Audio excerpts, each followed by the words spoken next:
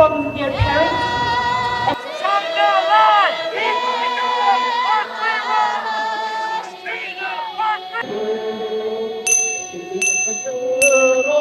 Fire in front of the United Nations headquarters to publicly 9 p.m.